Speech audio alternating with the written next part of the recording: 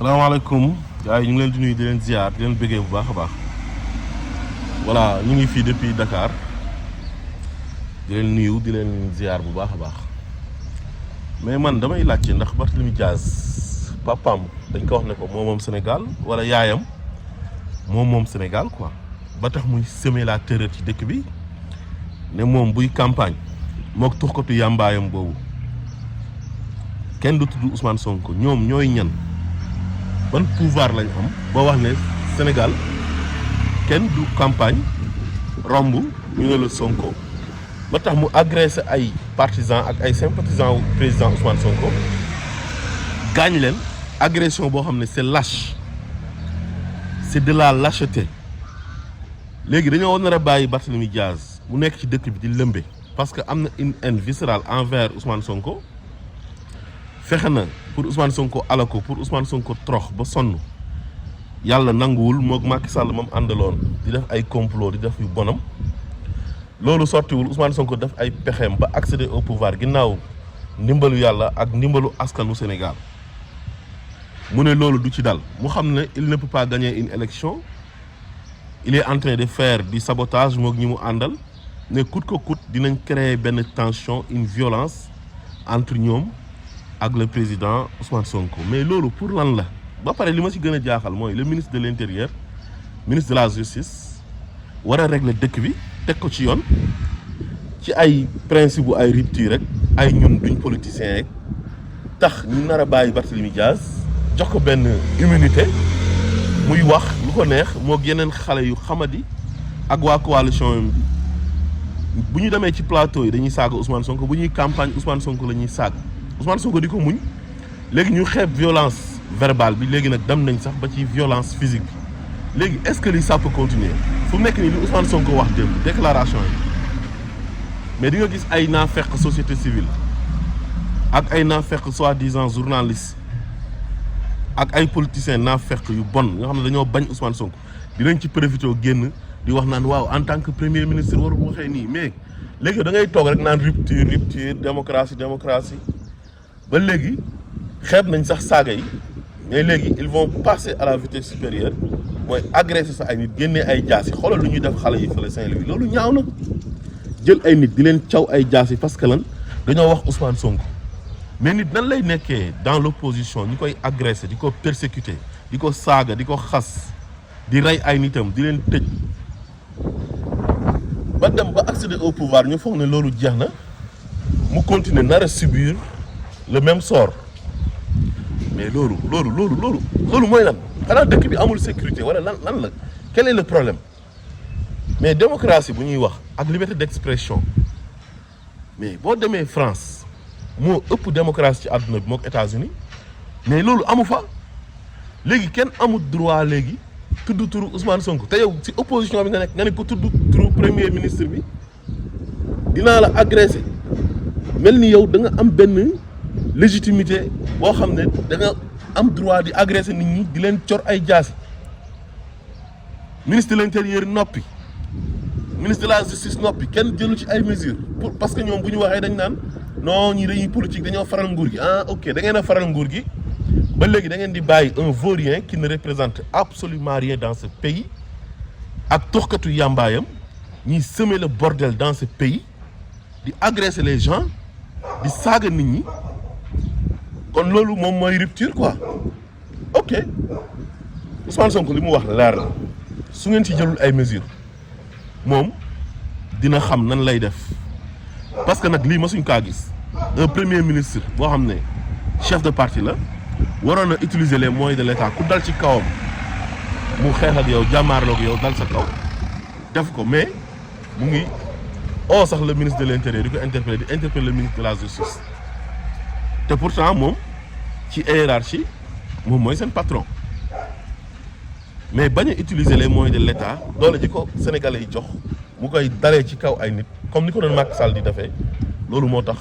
muy doxalee nii mais temps yi Macky Sall dama leen di laaj kan moo amoon fitu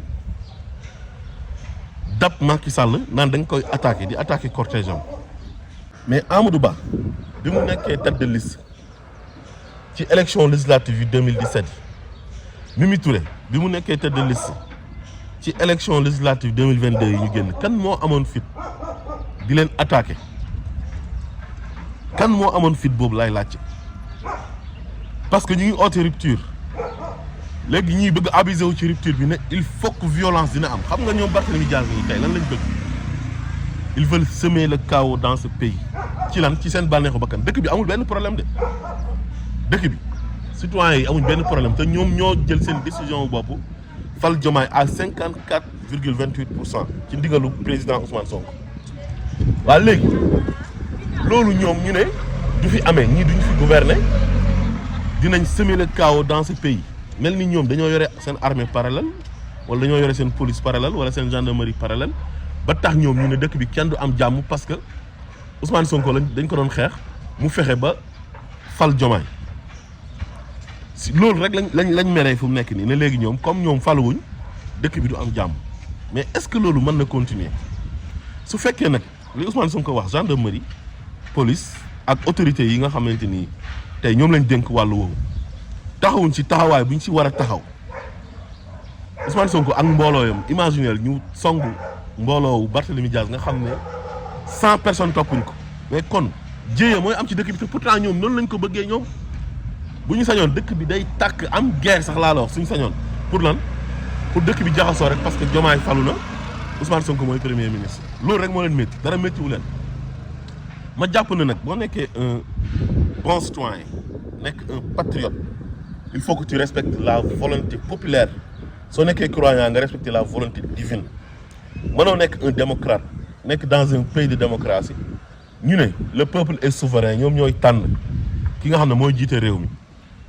ñooñu tànn ne camp wu Ousmane Sonko moo leen neex moo leen doy ñu xeex Ousmane Sonko ne ko doo fi nekkee candidat ci ñàkk fayda mu am courage am ne du ma bàyyi fexe ba samp le président Bassirou Diomaye Faye mu nekk président de tous les Sénégalais nga ne yow loolu doo ko nangu loolu amul fenn loolu képp ku ko def ci réew yi normal yi doo ko defati parce que stabilité réew mi kenn waru kaa menacer pour ton propre intérêt yow ton propre intérêt crypto personnel te ay ñoom Barthélémy Dias si loolu lañ nekk kut ko kut ne dinaa jotee ak Ousmane Sonko dinaa xeex ak moom dinaa affronter Ousmane Sonko te yow mënoo wax ne Ousmane Sonko lii la ma def lu dul teraanga la ma defal moo tax ma nekk maire de Dakar ma am ko jàmb ko ànd ak Macky Sall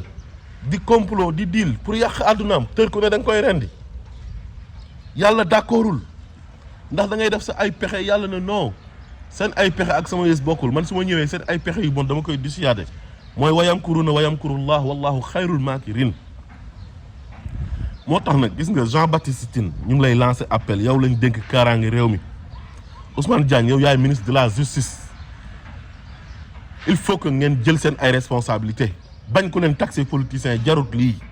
ngeen di seetaan dëkk bi muy nekk ci insécurité ay nit yu yore seen ay armes blanches di agresser ki nga xam ne moom mooy le premier ministre ak convoi am ay militants am ak ay sympathisants am ñàkk nañ leen provoqué fële ca Koungheul tey buñ fay woon du baax te loolu Fanta Sall moo ko defoon ca Koungheul ñu ñëwaat Barthélémy Dias defaat la même chose attaqué nañ leen fii ci Dakar fii ci Sacré-Cœur foofu laa nekk nii sax instant bi ci côté boulangerie jaune ñu attaqué leen foofu mooy cortège Abbas Fall bi ba pare dem taal seen siège pour jiiñ ko waa Pastef fu mu nekk nii dégg naa oo nañ sax ay membres waa Pastef seen ay militants ak sympathisants di leen entendre ci taal bi ñu taal siège u taxawu Ndakaaru bi te wóor na yàlla ne waa Pastef mosuñoo taal siège u kenn même bi muy tàng ñi xeex ak Macky Sall mosuñoo taal siège u kenn mais lii ba kañ Pastef mënuñu leen di leen néewal doole dans l'opposition ñu dem ba nekk au pouvoir ñu kon ne di leen néewal doole mais lii mooy lan lii amul fenn ci àdduna bi ça n'existe nulle part fan la am ci àdduna bi prenez vos responsabilités génn leen ci lu ngeen nekk le ministre de l'intérieur et le ministre de la justice bañ a déglu nit ñi di bàyyi nit ñi xel parce que bu ngeen defee li ngeen war a def opposition bi génn ak société civile bu seytaane bi naan waaw da ngeen a da ngeen di faral nguur gi nguur kenn du ko affaiblir bu leen nangu loolu su ngeen affaibliree le président Ousmane Sonko mi nga xam ne mooy le premier ministre du Sénégal démb su muy na mbubu premier ministre am wax en tant que président du parti interpellé leen wax ak yéen bu ngeen ko affaiblir di ko bàyyi ak ay bandi ak ay voyous ñu koy agressé mel ni dëkk bi amul yoon loolu mooy lan qu'est-ce que c'est que ce bordel Barthélémy Diaz il est qui ba ne moom dafay semer la terreur ci dëkk bi di doxantoo ay jaasi ànd ak benn waayam boo xam ne moo toog ci télé bi ne day tux yamba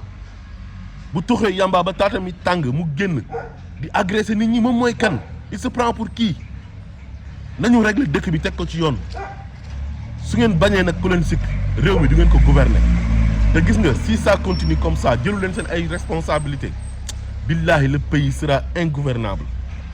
parce que dinañ leen yàpp te bu ñu leen xasee ba yàpp rek jeex na salaamaaleykum wa rahmatullah